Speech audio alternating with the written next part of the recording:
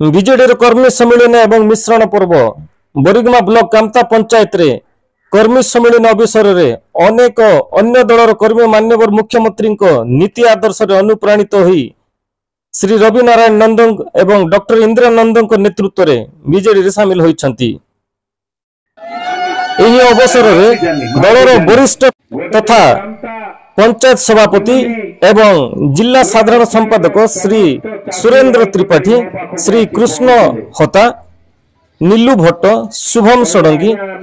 टिकुन त्रिपाठी प्रमुख उपस्थित थिले। तेलंगिनी प्रकल्प करबा पे पड़िबो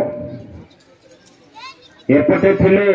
ता पूर्व रघुनाथ पटनायक एपटे थिले हबीबुल्लाह खान उभय स्वर्ग रे अछंती दुई जण पावरफुल मंत्री हे पारुनथला आपनकर तेलंगिनी प्रकल्प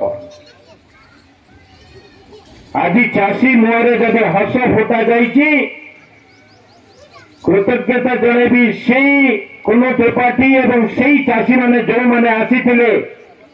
मो पाखक तेलंगिनी प्रकल्प करने 10,000 हेक्टर जमी आज जलसेचन होची पानी मारुची आपण माने सोनार फसल पचौचंती मो पचारुची से कांग्रेस दलर लोक मान तुमर कामता कुमिली तुमर अवदान कौन कामता कुमिली जो मैंने भी कांग्रेस दल अच्छा मुझे पचारुची जब माइक शुभुची